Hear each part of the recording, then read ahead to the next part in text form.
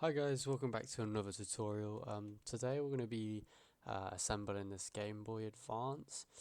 As you can see, I've already put the screen in. It's fairly simple. You just got to stick the pads on the inside of the glass bit there. But all you need to do is be careful doing this bit that we're going to do next, because we're going to put all the buttons in. But obviously you've got the plastic rubbers, or the rubbers that go behind the buttons. So we'll start off with the start and select button. That just inserts in those two holes, so it looks like this, and there's a little hole on the right there, and you basically need to align that with the little pole that's sticking out, and just push it down. So we push this one down, and it should just go on like that. So that's all on. So as long as it's on there, it won't fall off necessarily. Then the next bit we'll do the D-pad bit. So we have to put the plastic in first, and then we can put the rubber inserts behind it. Same sort of principle, you just got to line the little holes up as well on the edges here. So probably can't see because it's a bit dark, but there are some little poles, and they should just go on like that. Okay, so now that's on, we can go on to the next bit. I like to just tap it just to test it's in there fairly securely. Obviously it's still not being pressed up against, so it won't be in properly just yet. And then we just got to do the buttons. Luckily the buttons have these little poles on the outside, ensuring that you don't put it in the wrong way. I always get these mixed up, so as you can see there's these little divots there. This is obviously the wrong one, so it's not going to go in. So if we move it to the next one, it'll just drop in just like that, and then we put the other one in, and now we know that's the correct order. Otherwise I would be pretty screwed if that wasn't a thing. Then you just got to put this rubber bit on behind it again. So obviously line it up with the poles again. Fairly straightforward. Now that's on, we're all good to go. So I did actually forget to put the power indicator in, which I always do every time. So it's just a see-through bit of plastic. So you're just going to put that at the top left there, it just drops in, and then you can spin it if it's not in properly. It's really easy to do, but try not to forget it, just because you've got to take it all apart again. And then we'll put this motherboard on. Also, don't forget to plug the screen in if you haven't already at the top there. And then what we're going to do is find these Phillips screw holes. So it's basically threaded behind it on the plastic, so it'll be these two screws. I'll show you where to put them, but I just put two in. You can put one there, but I don't tend to if I'm going to take it apart a lot, because it's just a pain. But yeah, it's usually three. I'm just going to put two in. Obviously it's up to you. I don't think it's going to make a huge difference, to be honest. So the far right there, or not the far right, the one before the far right, I'm just going to put in. It just applies pressure to the screen and everything else. And then we'll put this other one in. That's just on the left. It's fairly straightforward. It's usually like it's hard to explain, but it's like the biggest hole that's going to fit a screw. It's fairly easy to see.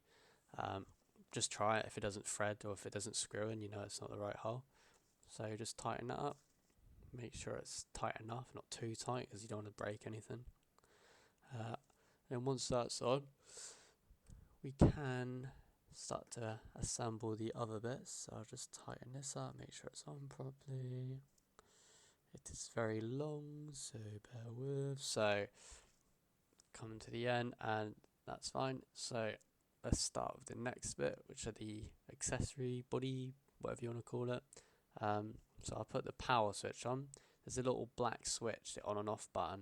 You just got to line it up towards the middle, and then have the power button facing up, and then it just slides on. It is a bit fiddly though, so bear with me. There you go, that's on. So now you can switch it on and off.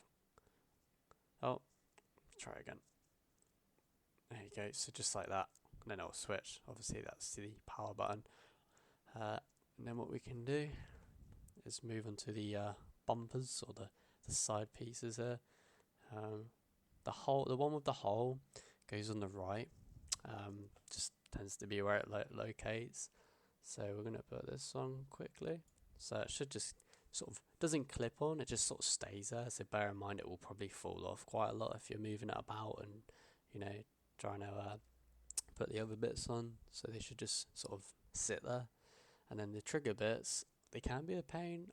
When I first started, I did struggle, but I mean they're fairly straightforward. I think I was just I was just rushing it. So they just slide in at the top. There you go. That's the bumper bit that always comes off. So just put that back on. So the triggers, they have a bit of metal, and they just slide in at the top here where that gap is. Get it in there, and then the holes will line up with a hole underneath on the actual plastic shell. There's like a hole it lines up with. It won't clip in, it'll just sit like that. Obviously you can click it to test it's hitting the trigger button. It's just a little button there. So put the other one in, and then that means we can actually check they're working. So you just give it a little click. So that's all good to go. So you can put that down, and now we can actually put the back piece on. I don't always put all the screws in when I'm testing it, because it's obviously quite painful to keep taking it on and off, so I just put one or two screws in. It should just clip on. If not, then something's not lined up behind it, so you just got to take it apart and see what's stopping it from going down. So I like to put the screws on the end of my screwdriver because it's magnetic, and then just put it at the bottom one on the battery cover. There's a little screw, usually a Phillips, so I'm just going to screw that in. And then once I've gotten to that bit, if you want, you can put another screw in just to stop it falling apart, but I tend just to put one or two screws in just so I can quickly test it. So everything should start lining up a little bit. Obviously it's going to have a bit of a gap at the top there because it's not all screwed in at all. So I'll just go get some batteries and then we can test this thing. So 2 double A's. So obviously it's going to have like a plus icon, obviously indicating where the it'll be like a coloured one. It depends on the battery. I'm sure you know how double A batteries work, but if not, this is the way they go in. If I can get it in, there you go. Just clips into place, and then that one obviously faces the opposite. Then we put the cover on, and then just switch on. And there you go. If all goes well, you should hear a nice loading sound from the Game Boy, and obviously you have the display which indicates it's all connected. You can always load in a game and just test all the buttons are working, but yeah, it seems to be all good here. And also you have the green power icon at the top indicating that it's got power and it doesn't need replacing. When it goes red, obviously it means you need to change the batteries. That's the volume button at the bottom right there, which you can adjust. Yeah, just test all the buttons are working, but yeah, that's pretty much it. It's fairly straightforward. Once you've done that, I'm just basically just going to put these screws back in, but yeah, that's pretty much it. There's not much more to it. I hope this helped you guys if you needed this. If you do need any more help or any more videos, just let me know. I will leave the link to this screwdriver set I've got here because it's quite handy for the weird screws, the three-sided screws, but I'll leave that down below as well just to help you guys. But yeah, I appreciate you guys watching, and I'll see you in the next video.